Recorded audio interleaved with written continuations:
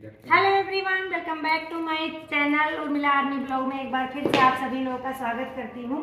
तो गाइज, आज हमारे यहाँ पतिदेव के डिपार्टमेंट में था वेलफेयर, जहाँ महिलाओं को कुछ अच्छी चीज़ें बताने के लिए बुलाया जाता भड़काते हैं। है। इस ब्लॉग में आपको वो पूरा सब कुछ देखना को मिलेगा। प्रेगनेंसी से रिलेटेड HIV और सर्वाइकल कैंसर सबके बारे में समझाया गया हम लोग को। लेकिन मैं कुछ ही वीडियो कैप्चर कर पाई, ज़्यादा नहीं बना पाई, लेकिन जो मैं वीडियो बना के लेके आई हूँ बहुत अच्छा है, इंटरेस्टिंग है। आप लोग फुल वीडियो ज़रूर देखिएगा। कहीं ना कहीं आपको उस वीडियो के द्वारा बहुत अच्छी अच्छी जानकारी मिलेंगी। तो वहाँ पे क्विज कंपटीशन हुआ था, मुझे ये गिफ्ट मिला है। गिफ्ट भले ही छोटा है, लेकिन गिफ्ट गिफ्ट होता है, चाहे एक पेंसिल हो। इतने सारे लोग 200-250 लेडीज़ों के बीच में क्वेश्चन का आंसर देना और गिफ्ट मिलना बहुत बड़ी चीज़ होती है। तो मैंने 6 क्वेश्चन के एकदम रियल आंसर दिए थे, पर मुझे गिफ्ट एक ही दिया गया क्योंकि बोले सबको चांस देना है। तो गिफ्ट में क्या मिला है, आइए आप लोगों को दिखाती हूँ। अनबॉक्स कर रही हूँ। नाइस का कुछ मिला है। क्या मिला है?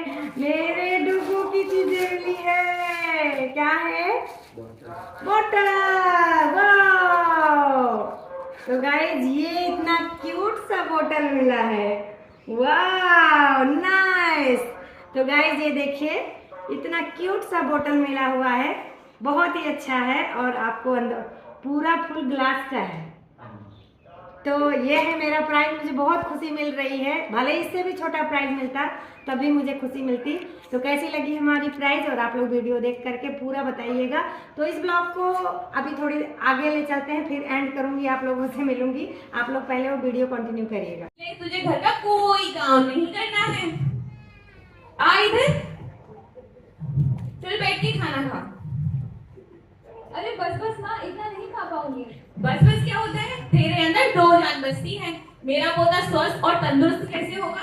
तुझे तो दुगना खाना खाना चाहिए। और ये केसर वाला दूध है, इससे मेरा पोता गोरा चिट्टा पैदा होगा। ठीक है माँ। माता जी नमस्ते। जी नमस्ते। जी मैं कमान अस्पताल से आई थी श्रुति की जांच के लिए। जी जी, आइए आप बैठिए, मैं आपके लिए पानी लेकर आती हूँ। श्रुति, कैसे हैं आप? नमस्ते मैडम जी, मैं ठीक हूँ। आप खाना खा रहे थे, खा लीजिए। नहीं नहीं मैडम जी, देखिए ना, 2 लोग जितना खाना दिया है इतना तो मैं नहीं खा पाऊंगी। और केसर वाला दूध, उसका तो पूछिए ही मत। क्या हुआ, आपको केसर वाला दूध पसंद नहीं है? तो आप दही खा लीजिए। मैडम जी क्या बताऊँ, माँ कहती है कि केसर वाला दूध पीने से उनका पोता गोरा चिट्टा पैदा होगा। श्रुति, गर्भावस्था के दौरान संतुलित और पौष्टिक आहार का सेवन करना है। आप हरी पत्तेदार सब्जियां, दाल, चावल, रोटी, गुड़, चना, ये सब चीजें लीजिए। और साथ ही साथ केसर वाला दूध पीना ताकि बच्चा गोरा चिट्टा हो, ये एक मिथ्या है। मैं माता जी को समझाऊंगी। लेकिन माता जी को ये कैसे पता कि पोता होने वाला है? देखिए ना मैडम जी, मेरा पेट नीचे से बढ़ रहा है। चाची कहती है कि ऐसा होने पे पोता ही होता है। इसी कारण तो वो मुझे घर का कोई काम भी नहीं करने देते। श्रुति, हर महिला की शारीरिक बनावट अलग होती है, जिस कारण से उसका पेट नीचे या ऊपर की ओर से ज्यादा बाहर को आता है। इसका मतलब ये नहीं कि लड़का पैदा होगा। और इन सब बातों पर ध्यान देने से अच्छा आप ये देखिए कि बच्चा पेट में घूम रहा है कि नहीं घूम रहा है। और आपको घर का छोटा मोटा काम करना है ताकि आपका वजन नियंत्रण में रहे। कुछ भारी सामान ना उठाएं ताकि आपको BP और शुगर जैसी समस्या ना हो। श्रुति, बैठिए, कुछ जांच करें।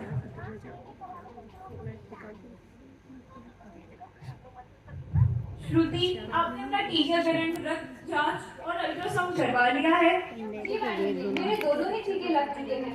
2 दिन पहले ही मैंने रक्त की जांच कराई है और अल्ट्रासाउंड की डेट तो अगले हफ्ते ही है। श्रुति, मैंने आपको कैल्शियम और आयरन की दवाइयाँ दी थी, आप नियमित रूप से उन्हें ले रही हैं? मैं नियमित रूप से लेती हूँ। और उसके अलावा और कोई समस्या तो नहीं है अभी आपको? कितने छोटे और प्यारे कपड़े हैं, वो वाली फ्रॉक ले लेते हैं। फ्रॉक? लेकिन कपड़े लेने क्यों हैं? माता जी नमस्ते।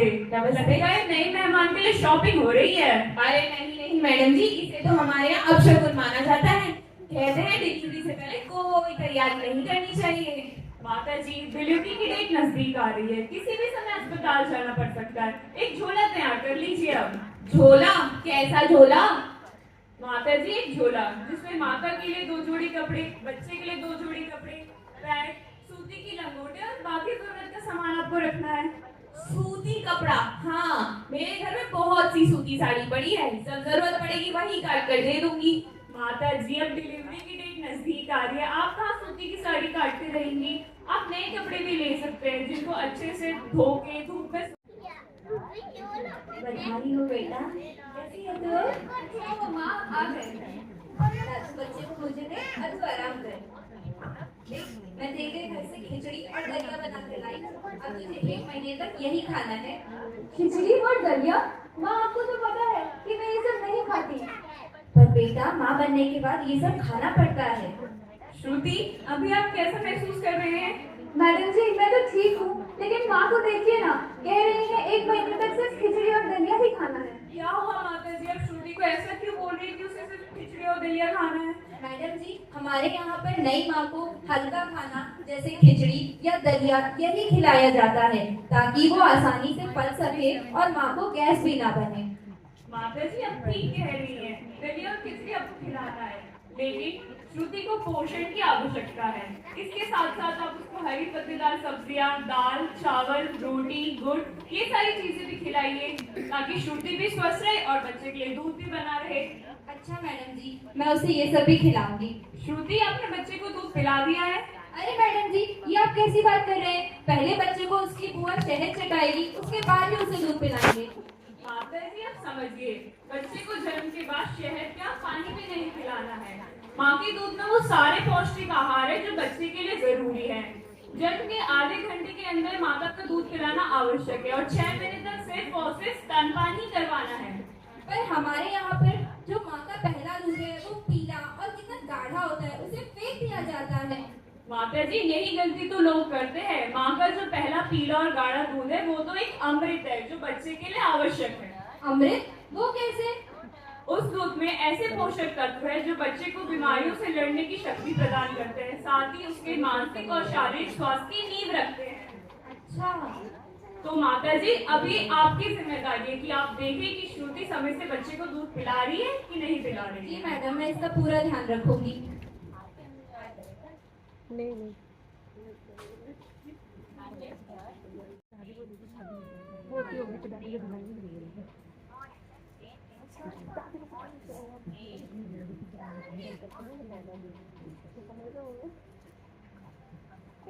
सोचा तो लल्ला था मैंने, अब घर के नसीब में लक्ष्मी का आना लिखा था, तो क्या कर सकते हैं। लाओ दो इसे मुझे। तू चिंता मत कर प्रभा, इस बार नहीं तो अगली बार ही सही, पता नहीं होगा। हाँ हाँ चाची, वो तो मुझे पता है, इसकी मम्मी इसके लिए भैया ले ही आएगी। अरे वाह चाची, आज के जमाने में तो कैसी भेदभाव वाली बातें करते हो। यहाँ सुनीता विलियम्स चांद पर पहुंच गई है। मुझे पता है, बेटा हो या बेटी, मेरा बच्चा मेरा नाम रोशन करेगा।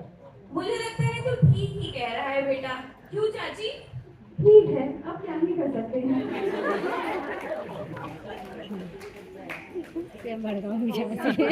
कितना नया है, मैं इतना कुछ कैसे कर पाऊंगी? क्या मैं इस बच्चे को वो सभी खुशियां दे पाऊंगी जिसकी ये हकदार है? क्या मैं इन सब की उम्मीदों पर खरा उतर पाऊंगी? क्या मैं एक अच्छी माँ बन पाऊंगी?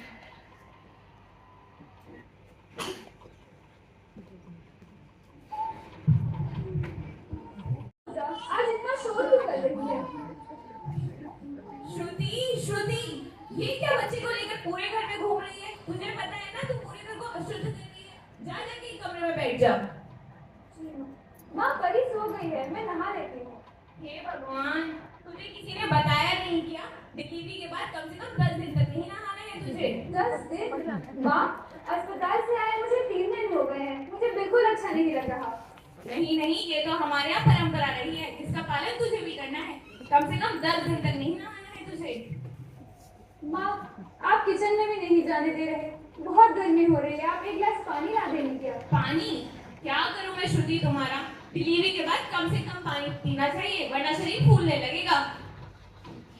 अपने घर में घूम भी नहीं सकते, नहा भी नहीं सकते, और अब तो पानी पीने पर भी रोक लगा दी है। ये क्या शोर हो रहा है कब से? पर ये कब से रो रही है? तुम्हें सुनाई नहीं दे रहा? तुम्हें पता है ना, मुझे सुबह को जल्दी ऑफिस ही जाना है। मेरी मीटिंग हुई है। बच्चे को चुप कराने के बजाय तुम खुद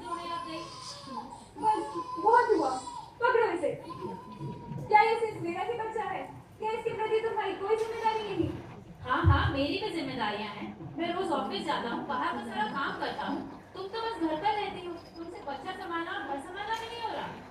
सारे दिन घर का काम करो, कपड़े धुलो, बर्तन घिसो, इसका ख्याल रखो और तो और माँ के ताने भी सुनो। अकेली में क्या क्या करूँ? मुझे तुमसे कोई बहस नहीं करनी, इससे अच्छा तो मैं बाहर से करता हूँ। हाँ हाँ, तुम्हारा काम काम, मेरा काम कुछ नहीं। मुझे कोई नहीं समझता, मैं अकेली हो गई हूँ। हमेशा एक अजीब सी घबराहट रहती है, हमेशा ही मैं उदास रहती हूँ। जहाँ कर भी खुश नहीं रह पाती, किसी काम में मन नहीं लगता, कभी गुस्सा, कभी चिड़चिड़ापन। मुझे लगता है कि अब मैं एक अच्छी बहू भी नहीं हूँ, एक अच्छी पत्नी भी नहीं हूँ। हमेशा ही ये रोती रहती है, काम भी नहीं करने देती। इसके लिए मेरा लगाव भी धीरे धीरे कम होता जा रहा है। अब तो मुझे लग रहा है कि मैं एक अच्छी माँ भी नहीं बन सकती।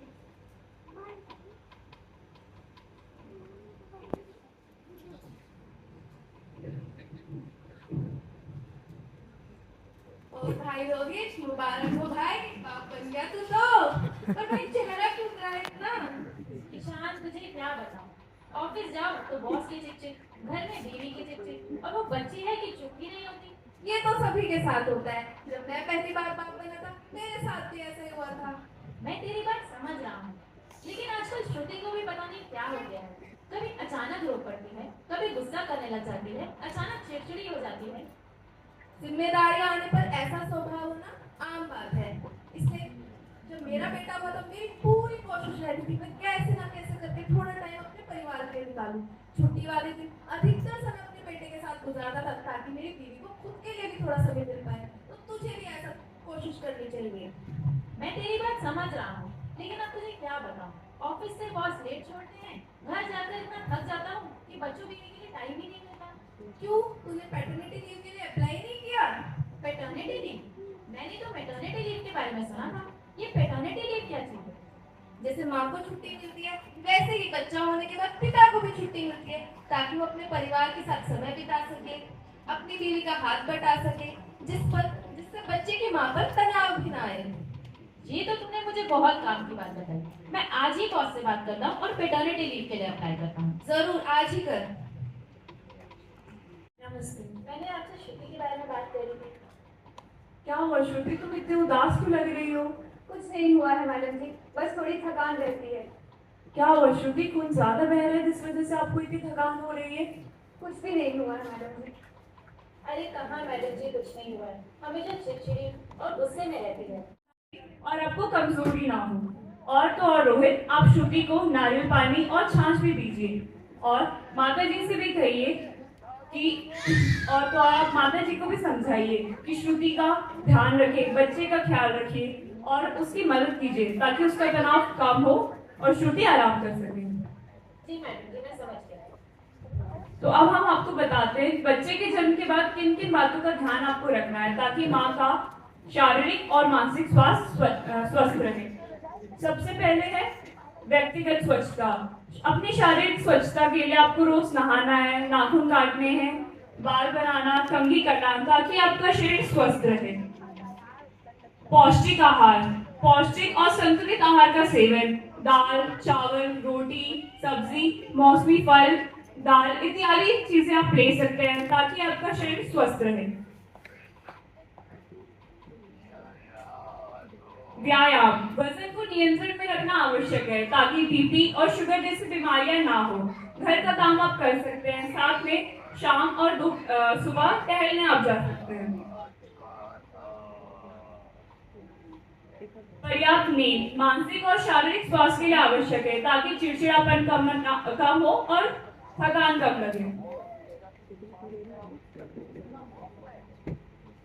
स्तनपान, बच्चे के जन्म के 6 महीने तक स्तनपान आवश्यक है ताकि माता और बच्चे दोनों के बीच लगाव बना रहे।